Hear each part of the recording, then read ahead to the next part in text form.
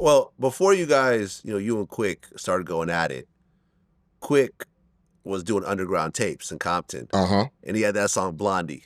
Yes. Do you remember bumping Blondie? Hearing it, or? I remember Mike T having the tape, and we used to play the tape all the time. We used to play it at the studio, even though, it was a few references on there about Compton's Most Wanted. I still was like, shit, he from Compton. And at that time, we was trying to uplift Compton as far as hip hop is concerned. We're trying to follow in the footsteps of Easy and NWA. So I was down for everybody who was was on Compton's list. Toddy T, Spade, Quik was on, he had his underground tape, so like I said in the beginning, it was just friendly rap banter to me. Right, but I think like Blondie was an interesting song because, yeah, you had NWA's Fuck the Police. But they're not specifically saying the name of the police officer. Let me tell you something. Our police department was treacherous, man. Right. I've interviewed some of these guys. I've interviewed Blondie. You know what I'm saying? Our police, and everybody knew the Jump Out boys, man, they was not playing with you. And to know the police by name, Blondie had a reputation in the hoods, man. Real tough. Yeah, I mean, look, he basically said that I'm going to shoot you in your back. He's talking about an actual working police officer in the city where he's living. Man, Compton PD was treacherous. If you was on the block as a young teenager serving or gang banging, Compton PD come through, it was finna be hell to pay, man. Yeah, Blondie and them was no joke. So you knew Blondie personally? I didn't know him personally, but he damn sure used to come through the hood. We knew him. Like, you saw him, you recognized him. We knew Blondie. Like, yes, yeah. If you was in the hood and you was affiliated back then, yes, indeed. You knew who they were. Right. I interviewed, Blondie, a.k.a. Timothy Brennan, as well as Robert Ladd together. And then, Blondie had passed away a few years ago. Right. So Robert Ladd came in and did a follow-up interview with me maybe about 6 months ago. And, they actually said that they had to do security for DJ Quik at one point later on. And when they essentially confronted him, not forcibly, but basically was like, yo, like, what's up with that song? And he was like, oh man, that was just music. Yeah, just trying to tell tales, man. I'm just doing some raps. He wasn't trying to say, I'm really trying to kill you. Well, they probably took it personal. Well, I'm sure. No one wants to hear a song like that. They probably took it personal, but, they caused a lot of havoc in the neighborhoods, man. Real tough.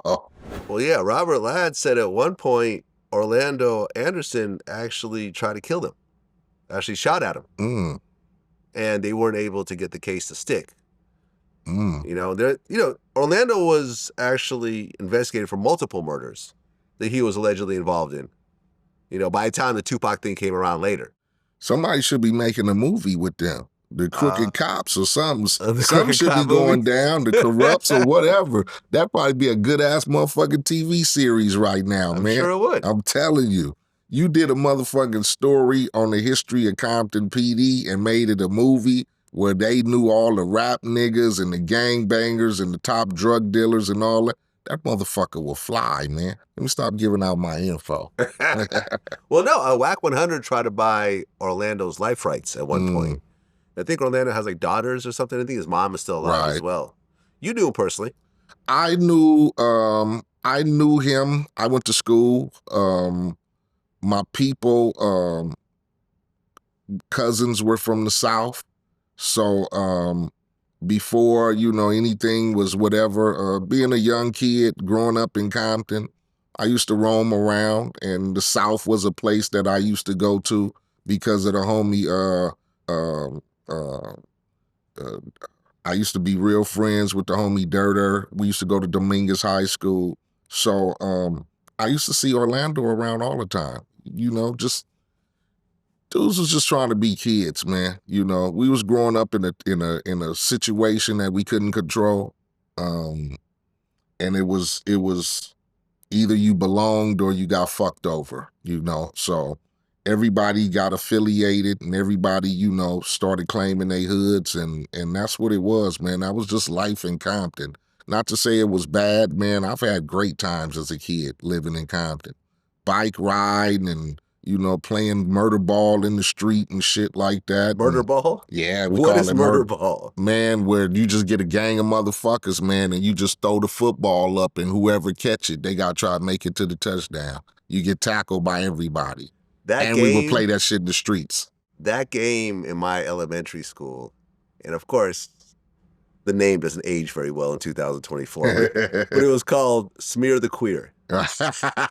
You would throw up a football, whoever caught it would be the queer, and everyone would just try to smear him and just try to tackle him. That's and then what if you we kind do. of, you know, before you hit the ground, you could throw it up, and then someone else would grab it. But it's the same game essentially, right? We used to play that shit on the streets or in the neighbor's yard, man. And like I said, bike riding to the dairy and just trying to be a kid, man. You know, but like I said, living in Compton, man. As you grew up, you know, and you went from those childhood years to being able to focus and see what's going around you, and it was a hard life, man. But like I said, I wouldn't trade it for shit because it taught us a lot.